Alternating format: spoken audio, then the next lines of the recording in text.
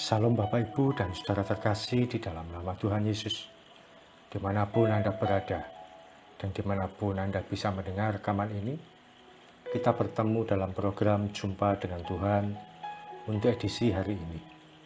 Sebagai dasar kebenaran firman Tuhan, saya akan bacakan dari Mazmur 116 ayat 15. Firman Tuhan mengatakan, berharga di mata Tuhan kematian semua orang yang dikasihinya. Bagian firman Tuhan ini seringkali dibacakan pada saat prosesi pemakaman seseorang. Tapi tidak ada salahnya untuk kita pelajari. Bukankah semua bagian firman Tuhan itu universal, berlaku dalam segala situasi, dan tidak perlu kita kelompokkan. Ayat yang ini cocok untuk Natal, ayat yang ini cocok untuk anak-anak, ayat yang ini cocok untuk Paskah, ayat yang ini cocok untuk kematian dan sebagainya. Tidak. Tapi bagian firman Tuhan kita terima secara utuh. Perhatikan ada kata berharga di mata Tuhan. Kata berharga berarti sesuatu yang spesial, yang istimewa, atau yang dirindukan. Kata berharga ini digunakan untuk apa? Berharga di mata Tuhan kematian semua orang yang dikasihinya. Adakah di antara Anda yang pernah merindukan kedatangan seseorang? Mungkin Anda punya anak yang tinggal di luar kota, dia ngekos atau kontrak di luar kota, atau punya anak yang tinggal di luar pulau. Lalu Anda benar-benar merindukan kedatangannya, menantikan kepulangannya. Bisa jadi dia pulang setahun 1-2 kali saja. Tapi begitu dia akan pulang, Anda sudah tidak sabar menantikannya. Anda masak makanan kesukaannya, Anda bersihkan kamarnya, Anda siapkan segala sesuatu yang menjadi kesenangannya. Demikian sebenarnya kata berharga di mata Tuhan ini lebih mengarah pada Tuhan itu merindukan kepulangan kita. Memang semua Dia yang tentukan kapan waktunya dan bagaimana caranya. Tapi sesungguhnya Dia menantikan dengan antusias kepulangan kita, kedatangan kita, kehadiran kita di rumahnya yang kekal. Saya membayangkan ketika kita pulang ke surga, Tuhan itu datang memeluk kita dan Dia berkata, "Aku sudah lama menantikanmu. Bagaimana kabarmu?" Oleh karena itu, kematian bukan sesuatu yang harus disesali berlebihan. Bahkan bukan juga supaya dapat tempat di sisinya, seperti yang disampaikan saudara kita yang tidak seiman. Mohon maaf, kadang-kadang orang Kristen sendiri juga seringkali menyampaikan demikian, supaya diterima di sisinya. Kematian itu seperti seorang yang disambut kedatangannya, dirindukan kehadirannya, dan ditunggu kepulangannya. Poin berikutnya yang tidak kalah penting, berharga di mata Tuhan kematian semua orang yang dikasihinya. Ternyata tidak semua kematian semua orang berharga, hanya pribadi yang dikasih Tuhan. Anda tentu paham maksud kata yang dikasihi. Orang yang dikasih yaitu orang yang istimewa, orang yang mendapat tempat di hati, dan orang yang pasti disayangi. Loh, bukankah semua orang dikasih Tuhan? Iya benar, tapi tentu di antara yang dikasih ada yang benar-benar membuat Tuhan itu terkesan dengan hidupnya. Tuhan menaruh sayang dan Tuhan menaruh kasih lebih dari yang lain. Tuhan tanpa berarti bahwa Tuhan itu pilih kasih. Sebagai contoh, saya ini guru. Ketika di dalam kelas, saya tentu punya murid yang saya mengasihi bahwa mereka semua. Ketika di dalam kelas saya tentu mengasihi semua murid. Tapi di antara mereka pasti ada yang saya suka lebih dari yang lain. Bisa jadi ketika saya mengajar, dia mendengarkan dengan baik. Ketika saya minta tolong, dia siap membantu atau hal yang lainnya. Oleh karena itu saya menyediakan waktu ngobrol dengan murid ini. Kadang-kadang saya ajak bercanda. Bahkan mungkin kalau saya punya sesuatu, saya kasihkan ke dia.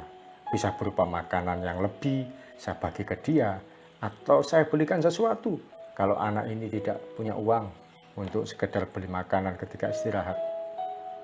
Karena saya mengasihi dia, saya sayang dengan murid yang satu ini. Tapi dalam pemberian pelajaran, memberikan nilai, saya tentu tidak membedakan dengan yang lain. Kita pasti punya pribadi tertentu yang dikasihi, dan itu wajar. Kalau Anda punya beberapa anak, 3 atau 4 anak, Anda tidak membedakan kasih Anda. Tapi tentu ada satu yang Anda benar-benar menyayangi dia, lebih dari yang lain. Dan itu wajar saja.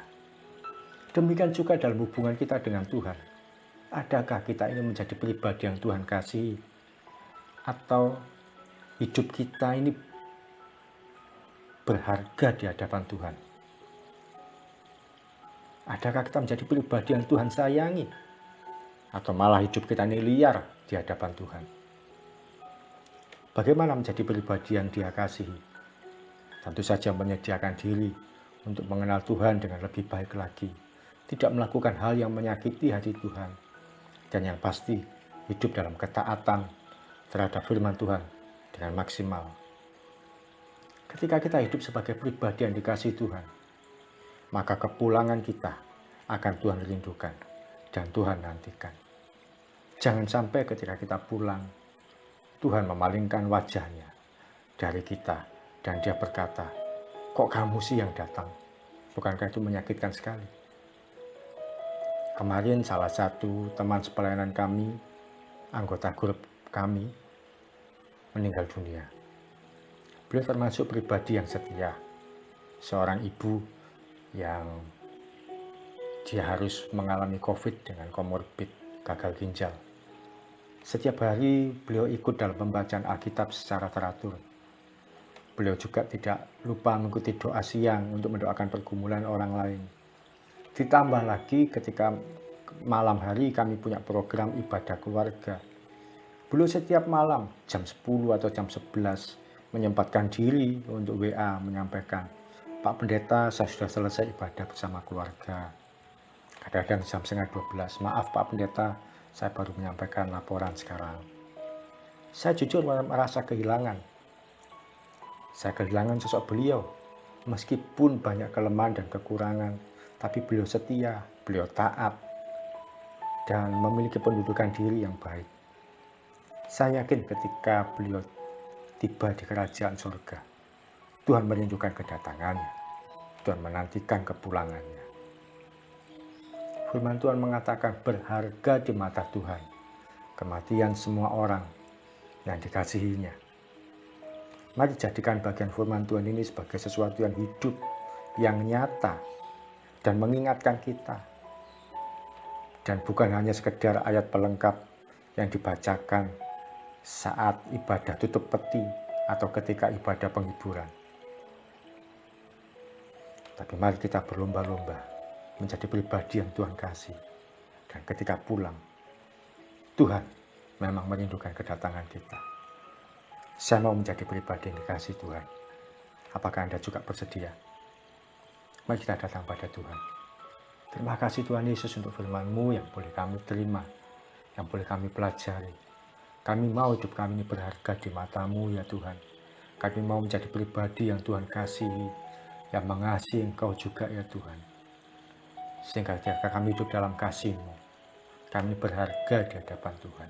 Dan kelak satu kali ketika Tuhan panggil kami pulang, kedatangan kami akan menjadi kedatangan yang Tuhan rindukan. Kedatangan kami akan menjadi kedatangan yang Tuhan nantikan. Kedatangan kami dalam kedatangan yang Tuhan benar-benar siapkan. Dan itu juga menjadi kerinduan kami ketika kami pulang. Ingin jumpa dengan Tuhan, ingin ketemu dengan Tuhan. Dan ingin selamanya tidak berpisah dari Tuhan. Terima kasih ya Tuhan Yesus untuk firman-Mu. Terima kasih Tuhan untuk hal baru yang boleh kami pelajari. Kami memberkati setiap anak-anak-Mu dalam pergumulan, dalam aktivitas mereka sepanjang hari ini. Di dalam nama Yesus, berkat penyertaan, pemeliharaan, dan keajaiban Tuhan dinyatakan sempurna. Mulai pagi sampai nanti malam kami mengakhiri hari ini, bahkan sampai selama-lamanya. Di dalam nama Yesus kami berdoa dan mengucap syukur. Amin. Selamat menjadi pribadi yang dikasihi oleh Tuhan. Salam dari Syauki Raharjo dan Mitzvah Ministry. Tetap setia sampai garis akhir. Tuhan Yesus memberkati.